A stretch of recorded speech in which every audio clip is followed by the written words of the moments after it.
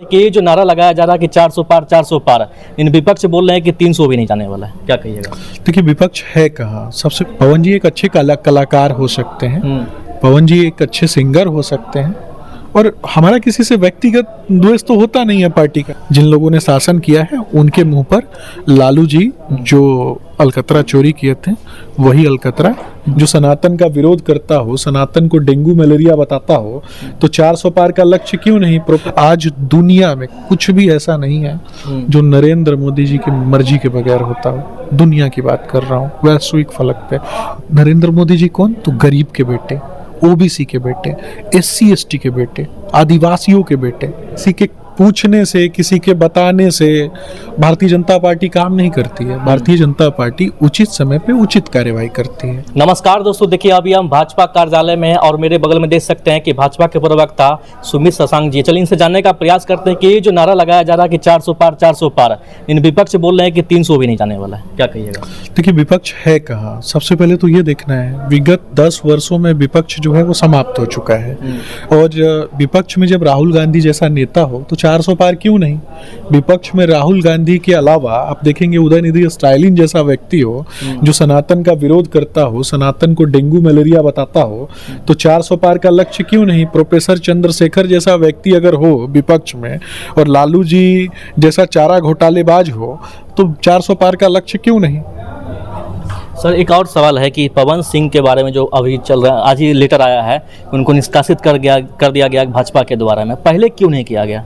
देखिए, प्रक्रिया के अनुसार चीजें होती हैं। किसी के पूछने से, किसी के बताने से भारतीय जनता पार्टी काम नहीं करती है। भारतीय जनता पार्टी उचित समय पे उचित कार्यवाही करती है। और पवन जी एक अच्छे कलाकार हो सकते हैं, पवन जी एक अच्छे सिंगर हो सकते हैं, और हमारा किसी से व्यक्तिगत द्वेष तो होता नहीं है पार्टी का। पार्टी नियमों के आधार पे चलती है, कोई भी पार्टी, खास करके भारतीय जनता पार्टी नीति, नियम और सिद्धांतों पे कार्य करती है।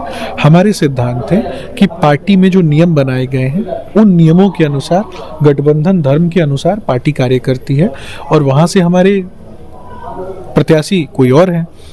पार्टी ने उन्हें भी टिकट दिया था, बिल्कुल, वो चुनाव नहीं लड़े, तो ये उनकी अपनी कुछ मजबूरियां रही होंगी, जो भी रही होंगी वो आपको स्वयं बताएंगे। लेकिन कहीं ना कहीं मुझे ऐसा लगता है कि भारतीय जनता पार्टी नियमों के अनुसार भारतीय जनता पार्टी ने कार्यवाही की। सर कहीं ना कहीं पवन सिंह जो खड़ा हुए हैं कराकाट से, तो क्या उपेंद्र कुशवाहा के लिए मुसीबत खड़ी हो सकती है? क्या लगता है सर? ऐसा कुछ नहीं है। देखिए, भारतीय जनता पार्टी के साथ वो समर्थित उम्मीदवार हैं। कौन? उपेंद्र कुशवाहा जी।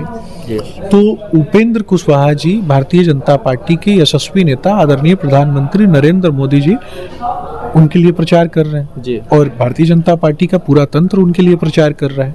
और काम देश में किसने किया? तो भारतीय जनता पार्टी ने किया।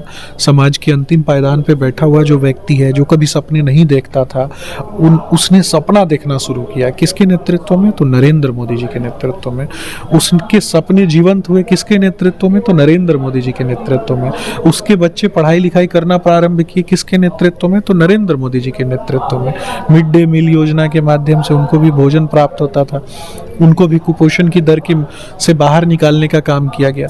मिशन इंद्रधनुष के अनुसार और उसके अंतर्गत देश की जो गरीब माताएं बहनें हैं उनको वैक्सीनाइज्ड करने का काम किया गया।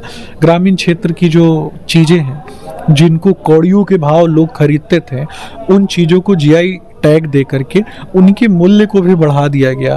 कला, संस्कृति, साहित्य को प्रेरित किया गया कि वो आगे बढ़े, तरक्की करे। और सोने की चिड़िया से भारत जो है ना वो सोने का शेर बना। ये किसके नेतृत्व में हुआ? ये नरेंद्र मोदी जी के नेतृत्व में हुआ। आज दुनिया में कुछ भी ऐसा नहीं है जो नरेंद्र मोदी जी की मर्जी के बगैर होता हो। दुनिया की बात कर रहा हूँ, वैश्विक फलक पे। भारत की मर्जी के बगैर दुनिया में ऐसा कोई भी चीज जो है वो नहीं होता है। ये किसकी देन है? ये नरेंद्र मोदी जी की देन है। नरेंद्र मोदी जी कौन? तो गरीब के बेटे, ओबीसी के बेटे, SC ST के बेटे, आदिवासियों के बेटे, और भारत माँ के बेटे। तो भारत माँ के बेटे के साथ कौन खड़ा होगा? प्रत्येक व्यक्ति खड़ा होगा जो देश का है।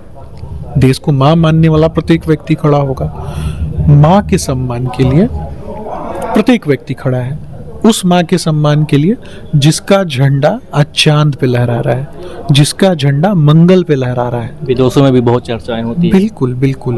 यहाँ तक कि सर एक तेजस्वी का बयान आया है कि मोदी को रोड पे ला दिए, मतलब रोड शो जो इतना कर रहे हैं, 2 बार पटना आ गए तो बोल रहे हैं कि रोड पे ला दिए मोदी को, इसके बारे में क्या कहिए? मोदी जी गरीब के बेटे हैं, मोदी जी समाज के अंतिम पायदान पे बैठे हुए व्यक्ति के बेटे हैं, और मोदी जी के बारे में इस प्रकार की शब्दें करके, शब्दें बोल के उनको कुछ मिलने वाला नहीं है। उनको पहले भी शून्य मिला है, अंडा मिला है, अंडा ही मिलेगा। बहुत मछली वगैरह खाते हैं, बहुत सारे बयान देख ही रहे होंगे आप लोग। बूथ लूट के 15 वर्षों तक जिसके पिताजी ने राज किया, शासन किया, मुसलमानों के इतने बड़े ठेकेदार थे, तो खाली दावते इफ्तार का मजा लेते हैं, और किसी मुसलमान को मुख्यमंत्री क्यों नहीं बनाया, ये भी बता दीजिए ना क्या जनता लगता है को। सर 4 जून को क्या होगा?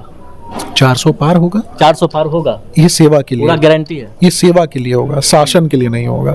जिन लोगों ने शासन किया है उनके मुंह पर लालू जी जो अलकतरा चोरी किए थे, वही अलकतरा देश की यशस्वी जनता इंडी अलायंस के लोगों के मुंह पे पोत देगी। लगता है कि विपक्ष पे मतलब मुंह पे तमाचा लगेगा, अलकतरा पोतेगी, अलकतरा कालिक, मतलब फिर से मोदी सरकार आएगी निश्चित रूप से। चलिए बहुत बहुत धन्यवाद।